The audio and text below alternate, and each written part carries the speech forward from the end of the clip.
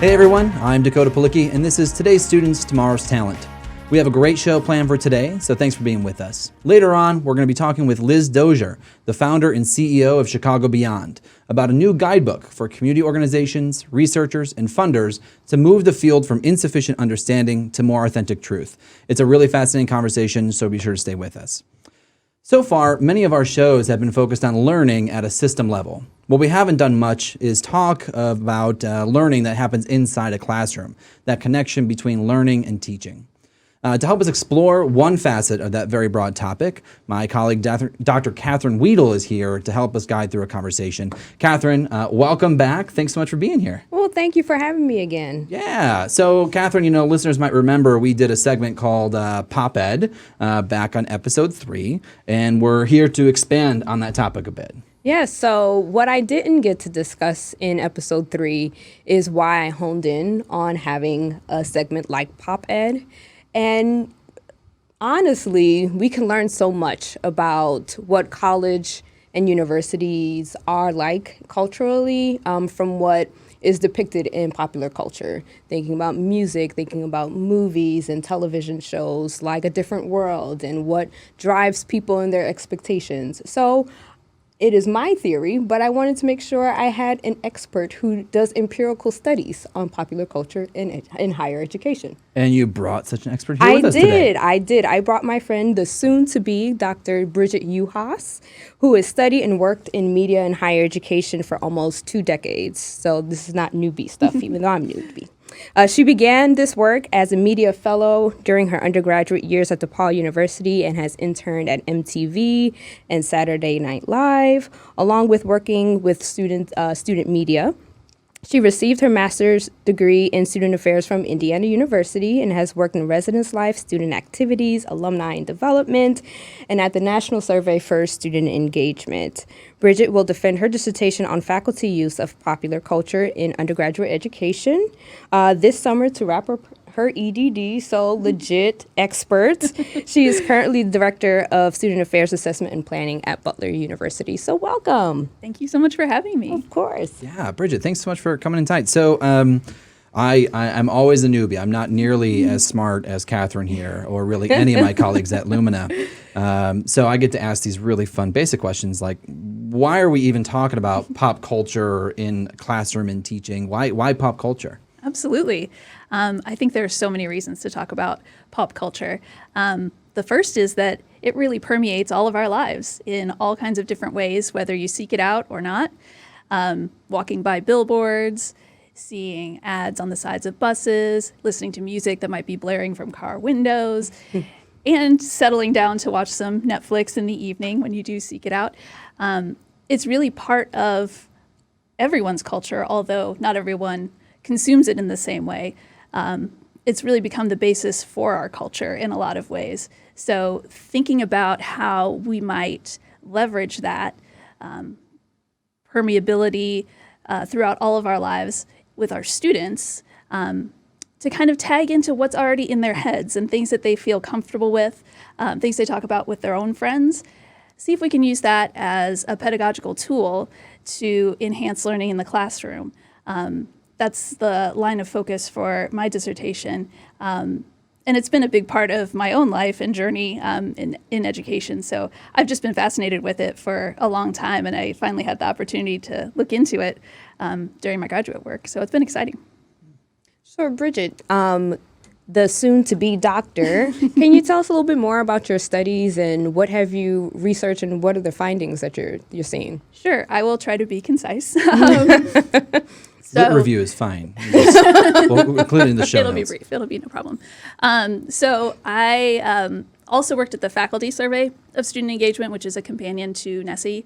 And I was able to write a survey item set that went out with the Faculty Survey of Student Engagement. So that formed the data, the basis for my dissertation. And on that survey, I asked how often faculty are using pop culture in the classroom. And then I asked how often they used 4 different types of media, because media and pop culture are really intertwined. I mean, that's one of the main vehicles for receiving and transmitting pop culture, obviously. I also asked about faculty motivations for using pop culture. Why are they doing it? And I gave 7 different possible reasons that faculty might be using popular culture. So got a great set of data, about 2,000 respondents from 15 different institutions. So that was great.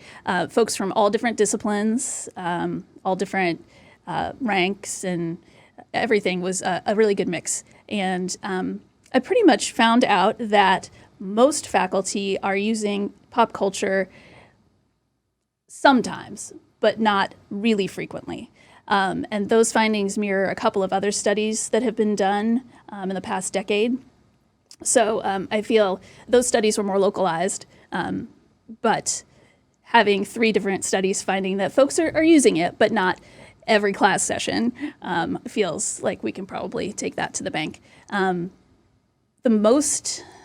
The largest number of differences were by disciplinary area, which is not surprising when we look at higher ed literature. There are more discipline-based differences in teaching techniques than there are in faculty characteristics or course characteristics. So I also found that most faculty were motivated to use pop culture to bring in diverse voices into the classroom. So perhaps showing a viewpoint that wasn't represented in the classroom, countering maybe a dominant viewpoint that had come up during discussion, really just bringing in other voices to engage students and get them thinking in a different way about the material at hand.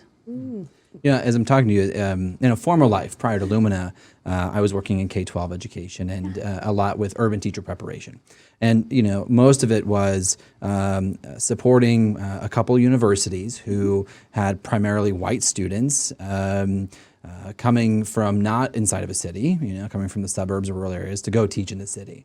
And so, one of the things that always came up is, you'd ask them, and this is developmentally appropriate. I'm not dogging on any of these programs, but, it was always like the first thing they went to is like, oh, I'm gonna use hip hop to teach poetry and the shit, that whole thing. And so I guess I'm curious, in some of your research, you've talked about how they're using it, but I'm also wondering about how it's like meaningfully integrated. A lot of the scholarship of teaching and learning literature gets into that. That is the bulk of the literature that explores pop culture use in the classroom. As I said, there were 2 other studies besides mine, quantitative studies, but those 3 are pretty much the only things that are out there right now. So in the SOTL literature, the practitioners who are writing these pieces talked a lot about the meaning making that really comes from using these clips or photos or texts that are more pop texts, and how that's just such a critical piece of the learning. You can show a film and not talk about it, and I guess that takes up class time if that's what you're going for, but really getting into why we're talking about this, having students write reflective papers, perhaps even while they're watching, and have them make meaning out of how the media is connecting with the course topic is really the key piece for an effective teaching practice. So I know that your focus has been within the classroom and faculty, and borrowing from our past experience, I started in student affairs, right? And so I would say there are lots of student affairs practitioners that use popular culture and media in the cross curriculum that happens on campuses. But I'm also thinking about traditional age versus non-traditional age students. Can you talk a little bit more about how popular culture and media shows up for practitioners widely too? Sure. I think if you think about some of the co-curricular activities on a campus, a lot of them are really tagged into popular culture. I was thinking about even at Butler University, we just had one of the gentlemen from Queer Eye for the Straight Guy come and speak. That's super pop. But he was speaking about issues of inclusion and diversity, and hearing him speak about that is very different than hearing your professor speak about it or speaking with your advisor or something like that. So bringing in kind of someone who is held up in the popular culture as someone who's cool and desirable and all those good things, it makes a different impact, and students hear it in a different way than they would from perhaps us as professionals. So I guess what I hear you kind of saying and connecting back to something you said at the beginning, which was, pop culture is already something that permeates our daily lives. And so in some regard, it is pop culture can be used in a way to make an informed citizenry. There's the word I'm looking for. Absolutely. And so you're in the example you just gave about Butler. That's another example where there's an integrated effort that not only can connect to the academic mission of a particular class, but also connect to this broader relationship we have with pop culture that makes us a more informed person of the world. Absolutely. I mean, we can go back to Dewey, 1914, before pop culture was really a thing, but he was talking about this kind of idea of, education's purpose is to make informed and engaged citizens. And now most of our information about being a citizen, an engaged citizen, an informed one, comes from the media. That's the main way we get our information that's outside our regular personal day-to-day interactions. And so working with students to increase their media literacy, I think, is just so much more important now than ever before. I began this dissertation work in 2015. And if you think about the changes that have happened in our media landscape since 2015, I mean, it's just incredible. Now we question what the truth is, whereas before we might have questioned the presentation of information, perhaps. Now we question the information itself and what the nature of truth is. And I would love to do my study again and see if things have shifted a bit with faculty use of pop culture, because we're in such a moment right now of just wide critique of it. I think it would be fascinating to see if that's shifted. Yeah, I'm interested in diving a little deeper in using popular culture for equity outcomes and talking about civility, but also representation. One Absolutely. of my favorite shows, even though it's probably not for me because it's on Freeform, is Grownish, Yes. right? And I mentioned before a different world and what that meant to a specific audience and a time, and envisioning what college is like. I think Grownish is that time right now, and exploring different issues that college students are facing. Could you share a little bit more or other examples about what's happening in pop culture right now and what that says about higher ed? Yeah, and I'm thinking about Dear White People, too, which has had mixed critique, but still is out there. I think we're finally getting back to seeing more diverse faces in like primetime network TV, which is really important.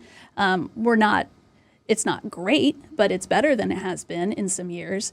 And you're absolutely right, seeing all kinds of faces and people represented in our media is so important for today's upcoming students to see that this is really a route for them, that college is possible, that becoming professional, really navigating in these worlds is something that they can do, and other people are doing it, and they need to be able to see that representation. I think it's so important. I was thinking about Beyonce's Homecoming too, like how amazing, first of all, it is, but showing the roots of historically Black colleges and universities and how they influenced her and the Coachella show is so important for fans of her music, for young folks who are thinking about college to see how formative that was. I think that was amazingly impactful. And just adding to that, just the subtle message of the importance of HBCUs. I'm thinking about the general public's perspective and who probably had never heard of an HBCU that now cannot say they've never heard of an HBCU. I think for better or for worse, popular culture helps shapes the general narratives of what higher education is, who college is for. Absolutely. And just thinking broadly about representation in that way too. I think that's a great place for us just to take a break, and when we come back, we can talk a little bit more about what higher ed needs to be doing to engage media and pop culture to get at some of the things you're talking about. Stick with us. We'll be back soon. Welcome back. I'm here with Dr. Catherine Weedle and Bridget Uhas talking about using pop culture as a learning tool inside higher education. Catherine, just picking up where we just left off, I was hoping you can kind of take us back and contextualize this entire topic a little bit for us. Sure. So I have to use my higher ed historian hat for a second and really think about Dr. John Thielen's book on the history of higher ed. And in that text, he uses lots of different archives, and one of those is Time Magazine. And the pictures about what college students are in the golden era and what that signaled to not only the general public, but signaled to policymakers. And I think that tends to happen today when you hear certain testimonies or public comments about today's students as kids, or thinking about students as spoiled and in regards to student supports and services, or needing an animal in the residence halls. Right. And I think that frames who the general public thinks the college student or today's students are. And we are working to uncouple that and to nuance that a little bit. So my question for you, Bridget, in thinking full big picture, what should higher ed be doing to engage popular culture outside of the classroom to our benefit, to have positive narratives and reframing, rescoping narratives? I think there's a lot of work to be done there, honestly. And I'm not sure that higher ed really has engaged with popular culture in a productive way in terms of shaping that narrative. I mean, if you consider right now the growing critiques about the cost of higher education and folks wondering, is it worth it? What am I going to get out of this? There's a great opportunity for higher ed, either individual institutions or professional associations, to reach out, meet students where they are, and really make the case for the benefits of a college education now, perhaps more than ever. And I think, selfishly, that media literacy is such a huge part of that, because if we engage our students in being more critically aware of the media that they're consuming, then they can go out and tell that story as well about, what you see in the media about higher ed is a slice of what some higher ed is like sometimes, but it's not the full picture.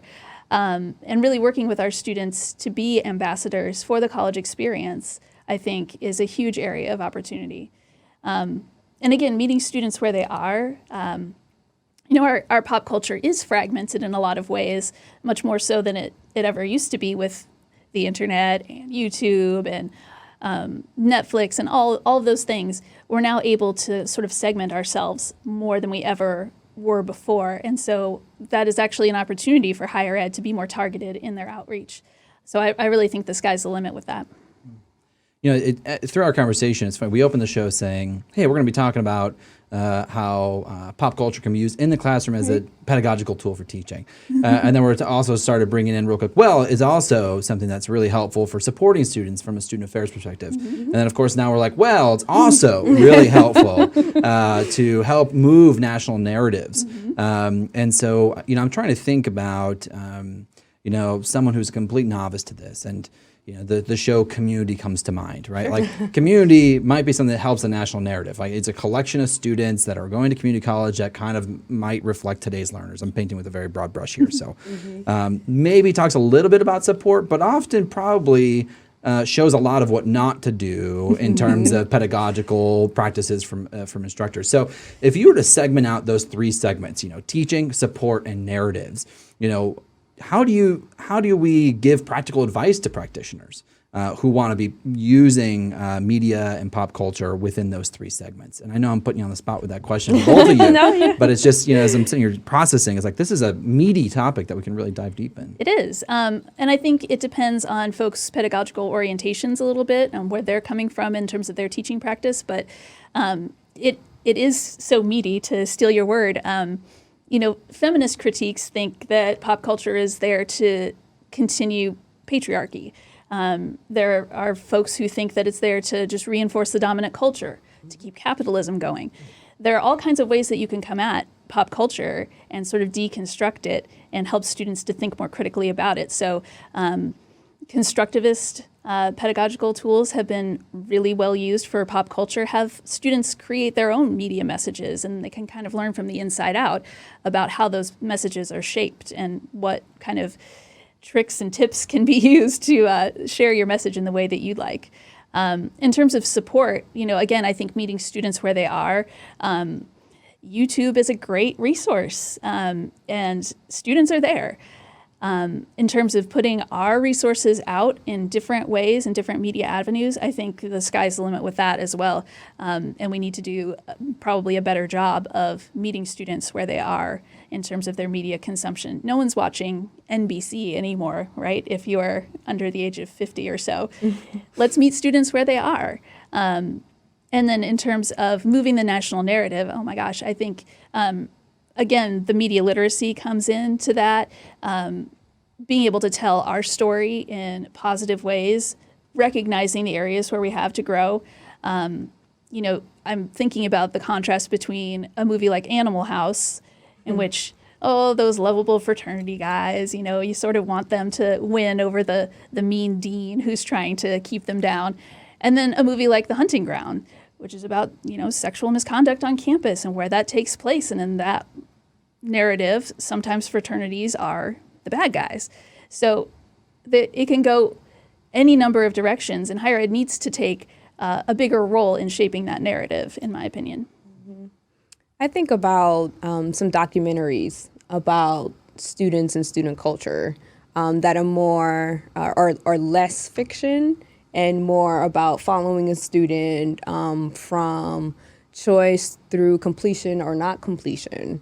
There are so many ways to tap into new mediums like our podcast to engage topics and issues and points of view that are not a part of our regular day in and day out.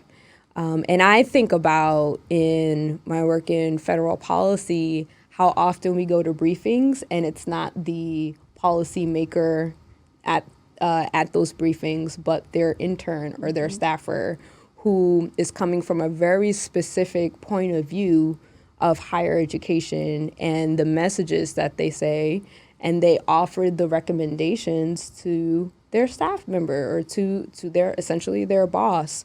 So how can we even support those professionals in rethinking beyond their specific experience in higher education as well? And Catherine, building on that, I think at Lumina and maybe philanthropy at large is more comfortable finding ways to invest or support communications or pop culture related or media related, to lump it all together,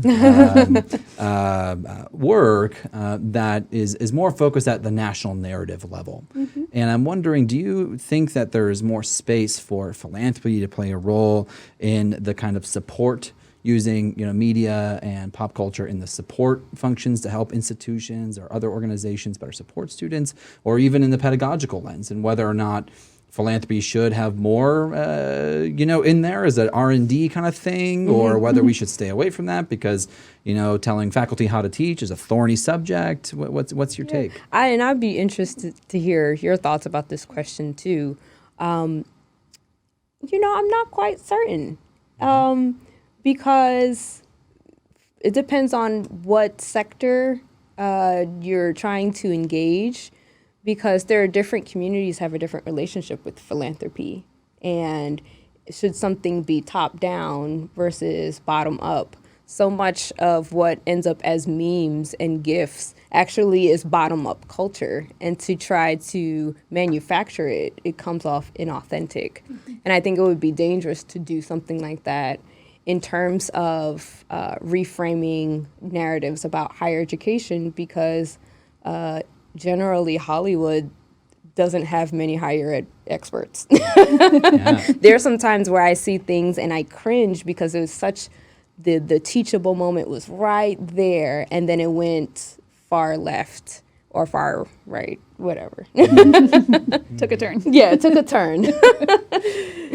I think back to what we were talking about earlier about making the case for the value of higher education. I wonder if that might need to come first in some ways. If we're talking at the national level about a broad conversation about philanthropy and support, I'm not sure that we have made that case broadly yet. In certain pockets, certainly. But maybe we need to talk about that first. Maybe we need to talk about really serving our students to the best of our ability.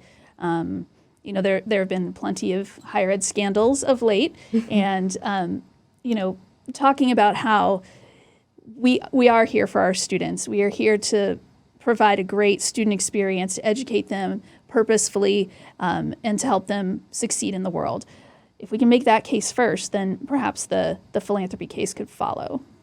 I think too, if I'm a practitioner listening and wondering how I see myself in this conversation, Catherine, you just kind of mentioned about, sometimes Hollywood isn't necessarily the most representative. I'm putting to paraphrase. And again, we've talked a lot about, even in your own surveys and your own research, about how individual faculty members have been using this. And so I think one of the things I'm hearing from us today is advice about, to go ahead and enable learners to both utilize pop culture as a medium to understand their own experience, as well as connect to the things that they're learning within their courses. And perhaps that's step one, because, again, I was just, a friend forwarded me another podcast about higher ed. That's what happens when you start a podcast, is everyone starts forwarding you other podcasts. And it was grateful. It's a national podcast, a big name. But the whole time they talked about this really boutique program that went in and saved inner city kids and tried to get them to Harvard or Yale. And the point I kept making to my friend was like that. This is not this is not the whole, right? This is that's great. I'm not bashing that program. That's wonderful for those 15 not kids. Even the majority. Absolutely. Yeah, Right. but it's just such an isolated thing. But because what I got nervous about was like, it's this national brand and it's a big name. And so that's where we gravitate towards. And a lot of the documentaries gravitate towards why are Ivy League institutions not, and so I what I'm hearing us saying, correct me if I'm wrong, I'm trying to make meaning here, is that the individual practitioner who's out there right now at a community college or a regional flagship or whoever can really use media and pop culture in a way to allow a student to make sense of their experience and support them. Is that what we're essentially getting at here? Absolutely. And validating aspects of the student culture, I think, is valuable too. Wow, that was a really short response to what a very long-winded make and ring. I'm sorry it took me forever to get there. Like I said, you all are much smarter than me, and this is just further evidence of that. That's great. Well, thanks again for coming in, Catherine. I'm so excited you brought Bridget in with us today. Yeah, I'm in the studio today. No, I'm finally getting you in from DC, from our DC office. Yeah, grateful. Thanks. And Bridget, what's your timeline for defense and dissertation? Oh, you're not supposed to ask questions I'm like that. so sorry. No, it's okay. It's okay. It's totally fine. End of July, hopeful defense date. Woo! Well, we're Be all rooting for done. you. Thank you so much. Send us the document. It's funny. A lot of people that we have coming on the show are in the middle of dissertation at some point. So I think we'll have a separate folder one day or show notes of just dissertations we've collected on the podcast. That'd be wonderful. I'll be Wonderful. back. Well, thanks so much for coming in, and appreciate the conversation. Thank you. Hey everyone, welcome back. My next guest is Liz Dozier, founder and CEO of Chicago Beyond. Chicago Beyond recently released a guidebook called Why Am I Always Being Researched? And we invited Liz today to talk about the guidebook and its contents and our hopes and dreams for what the guidebook will do for the field. Liz, thanks so much for coming on the show today. Thanks so much for having me. Glad to be here. So why don't you start us out by just telling us what is Chicago Beyond? Sure. So Chicago Beyond is an impact investor that began about 3 years ago, and its goal is to back the fight for equity here in our city and beyond our city, specifically for young people. We have thus far invested about $30 million across the city of Chicago, specifically into programs that are backing the fight for equity. We know that, as I'm sure you and the people who are watching this podcast know, that there's no single barrier to equity. It's everything from housing to education. The list goes on and on. So we've made a variety of investments. And one of the things we invested in over this past 3 years was research. and really helping our partners to prove out their concepts, their ideas, and how to best fight for our children. And so that is Chicago Beyond. Well, and I know we're going to get to a little bit about what the guidebook says about all those pieces that are part of getting to equity. But I guess first, can you walk us through why did Chicago Beyond decide to make this guidebook? So this is really a culmination of many voices. I think if you're in the field, you know that there is this interesting dynamic that exists between funders, researchers, and nonprofit. There's this power dynamic that exists. It's where researchers and funders are somehow the brains and community is the brawn, and that is how it is. And we fundamentally believe that if we want to get to authentic truth, if we really want to serve communities well, we have to obliterate that power dynamic. And so this guidebook was really hundreds of voices, not only here in Chicago, but across the country in all three of those domains, funders, researchers, and nonprofits, contributing to this to talk about how to exist in that dynamic, letting the power go, and really having the focus on solutions and equity of voice to ultimately best impact our kids and communities. Mm.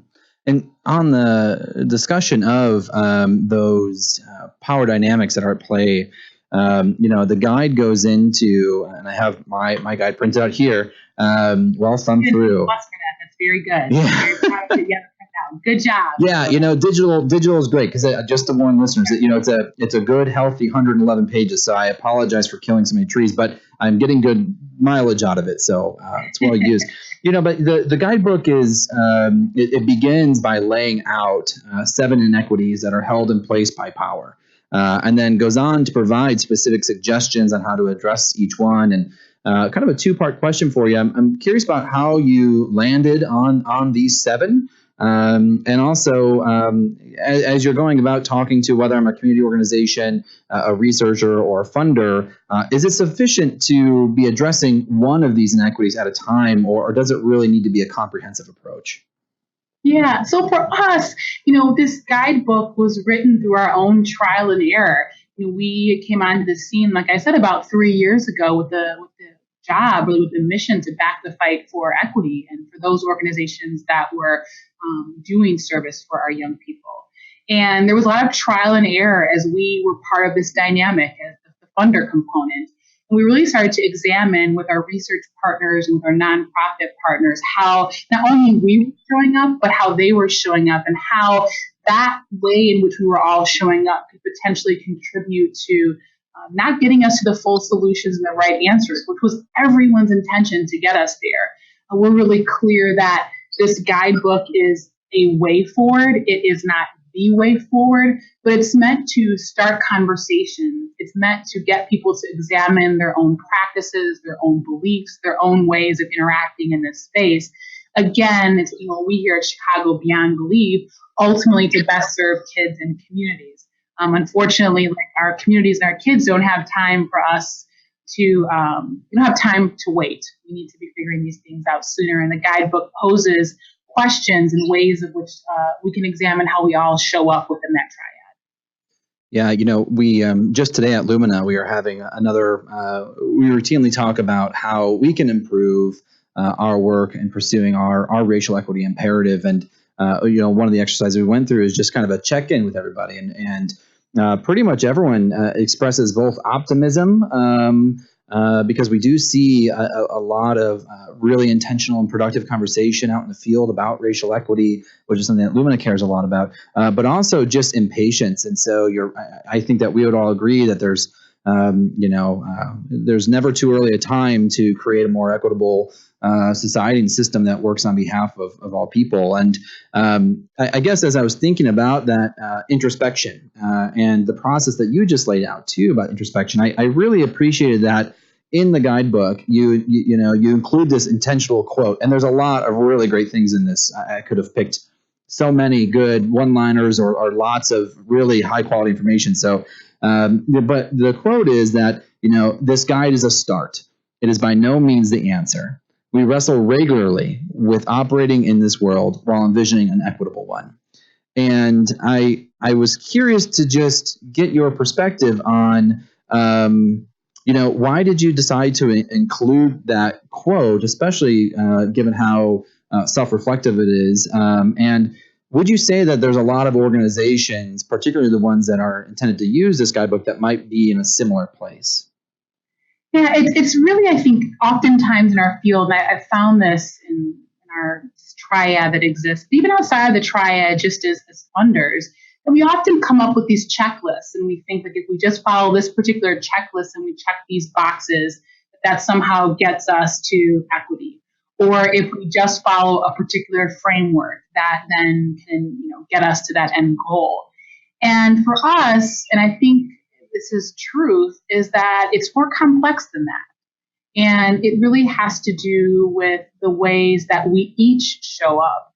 At Chicago Beyond, we really believe in the investment in our people and having them do their own self-reflection. I think that's the biggest thing that we can contribute to this space is for folks to use this guidebook and for them to reflect on how they show up. It's so easy to often point the finger at someone to talk about how they aren't doing something or the ways in which they're perpetuating inequity.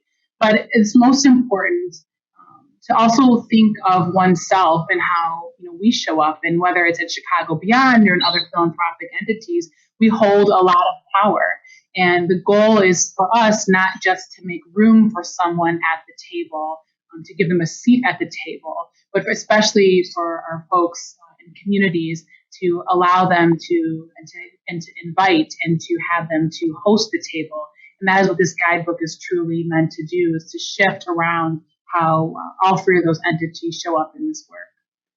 And I think, reflection. Yeah. And I really, there's another quote in here that kind of pulls on the old adage that if you're not at the table, you're on the table, or on the menu, excuse me. And I think it was a survey respondent, if I'm remembering right, kind of said, it's much more than that, actually. It's about how you're showing up to the table. And I hear you reinforcing that message here. There's a lot of really good practical advice in here. How are you hoping that the guidebook is used and by who? And I also know that there was a specific call to say, like, this is kind of volume 1. Are we expecting volume 2? Is this, what's the plan for the guidebook overall? So we put it out into the world as a opportunity for all three of those folks, with whether it's the nonprofits, the researchers, or funders, as a way to really engage with one another again, and erasing those power dynamics and really showing up at the table in relationship with one another. And so we are hoping that this not only does that, but again, it also gets people to reflect individually how they show up. I mean, the whole collective, the whole triad is made up of a bunch of individuals. We've been so pleasantly surprised. I mean, I think oftentimes just taken aback at how well it's been received from major universities across this country, major research institutions and bodies, major foundations, community organizations, funders.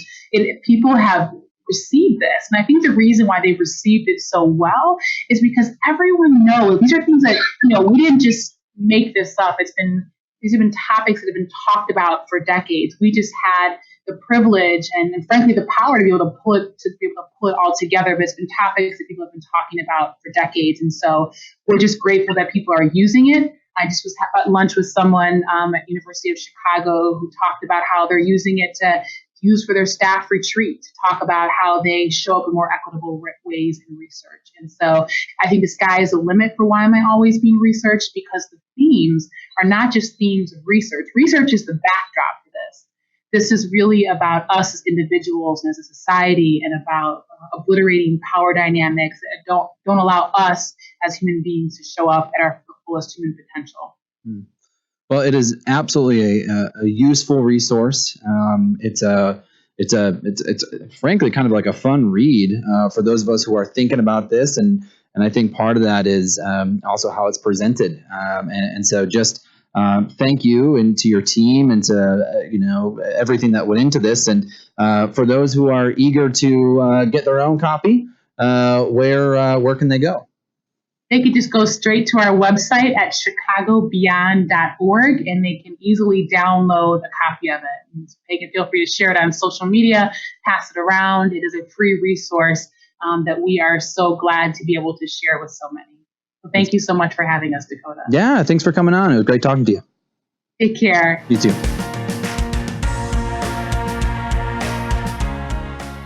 Well, that's it for our show today. My thanks to my guests, Catherine Weedle, Bridget Uhas, and Liz Dozier. I hope you enjoyed today's show. As always, if you have a comment or idea for a show, reach us at luminafoundation.org, or you can reach me on Twitter at Dakota Palicki. We'll see you next time.